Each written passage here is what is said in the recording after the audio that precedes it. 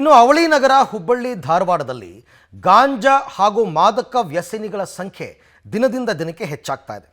ಹುಬ್ಬಳ್ಳಿ, ಧಾರವಾಡ ಪೊಲೀಸರು ಗಾಂಜಾ ಜಾಲವನ್ನು ಭೇದಿಸಿದ್ದಾರೆ. ಮಹಾರಾಷ್ಟ್ರ, ರಾಜಸ್ಥಾನ, ಒಡಿಸ್ಸಾದಿಂದ ಹುಬ್ಬಳ್ಳಿ ಹಾಗೂ ಧಾರವಾಡಕ್ಕೆ ಗಾಂಜಾ ರಫ್ತಾಗ್ತಾ ಇರೋದು ಈಗ ಬಯಲಾಗಿದೆ. ಈಗಾಗಲೇ ಧಾರವಾಡ ನಗರದಲ್ಲಿ 600ಕ್ಕೂ ಹೆಚ್ಚು ಯುವಕರನ್ನು ತಪಾಸಣೆಗೆ ಒಳಪಡಿಸಲಾಗಿದೆ.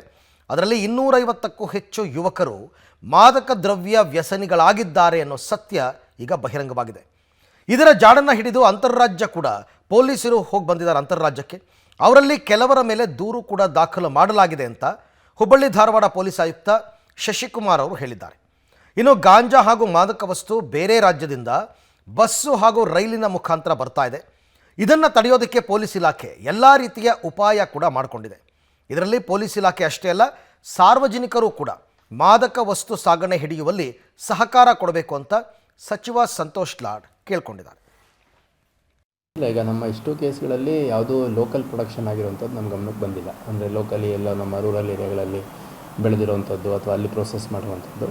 ನಮಗೆ ಬಂದಿರುವಂಥ ಕೇಸ್ಗಳಲ್ಲಿ ಮಹಾರಾಷ್ಟ್ರ ಮೂಲದ ಕೆಲವು ಪೆಡ್ಲರ್ಸ್ ಬಂದಿರುವಂಥದ್ದು ಇದೆ, ರಾಜಸ್ಥಾನ ಮೂಲದವರಿದ್ದಾರೆ, ಆಂಧ್ರ ಪ್ರದೇಶ್ ಮತ್ತು ಒರಿಸ್ಸಾ ಮೂಲದವರು. ಈಗಾಗಲೇ ನಾವು ಒರಿಸ್ಸಾ, ಆಮೇಲೆ ರಾಜಸ್ಥಾನ್ ಮತ್ತು ಮಹಾರಾಷ್ಟ್ರ ಮೂಲದ ಕೆಲವು ಪೆಡ್ಲರ್ಸ್ನ ಅರೆಸ್ಟ್ ಮಾಡಿದ್ದೀವಿ. ಸೊ ಆಂಧ್ರ ಪ್ರದೇಶದಲ್ಲಿ ಏನಾಗಿದೆ, ಅದೊಂದು ಟ್ರೈ ಜಂಕ್ಷನ್ ಏರಿಯಾ ಇದೆ, ತಮಗೆಲ್ಲ ಗೊತ್ತಿರ್ಬೋದು.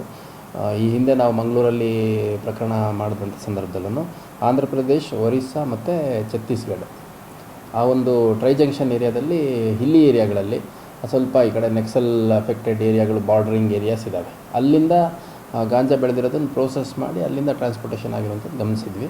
ಸೊ ಅದೇ ಥರ ಮೇನು ಈ KSRTC ಬಸ್ಗಳಲ್ಲಿ ಇಟ್ಟು ಮೂವ್ಮೆಂಟ್ ಮಾಡುವಂಥದ್ದು, ಟ್ರೈನ್ಗಳಲ್ಲಿ ಇಟ್ಟು ಮೂವ್ಮೆಂಟ್ ಮಾಡುವಂಥದ್ದು, ಇಂಡಿವಿಜುವಲ್ ಪೆಡ್ಲರ್ಸ್ ತೊಗೊಂಬರುವಂಥದ್ದು. ಡ್ರಗ್ಸ್ ಬಗ್ಗೆ ಬರ್ತಕ್ಕಂಥ ನಮಗಿರ್ತಕ್ಕಂಥ ಮಾಹಿತಿ ಪ್ರಕಾರ ಆಂಧ್ರದಿಂದ ಬರ್ತಾ ಇದೆ.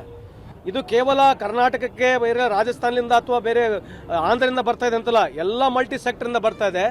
ಇದು ಎಲ್ಲರ ಜವಾಬ್ದಾರಿ ಇದೆ. ಇದು ದಯಮಾಡಿ ಇಶ್ಯೂ ಮಾಡಬೇಕು. ಆಮೇಲೆ ಸಾರ್ವಜನಿಕರಲ್ಲಿ ಮನವಿ ಮಾಡತಕ್ಕಂಥದ್ದು, ಇವತ್ತು ಮೊನ್ನೆ ನಾವು ಆಕಸ್ಮಿಕವಾಗಿ ಸರ್ಪ್ರೈಸ್ ರೇಡ್ಗಳು ಮಾಡಿದ್ರಲ್ಲಿ 500 ಜನದಲ್ಲಿ ನಾವು ಪತ್ತೆ ಹಚ್ಚಿ ಟೆಸ್ಟ್ ಮಾಡಿಸಿ ನೋಡಿಸಿದ್ರೆ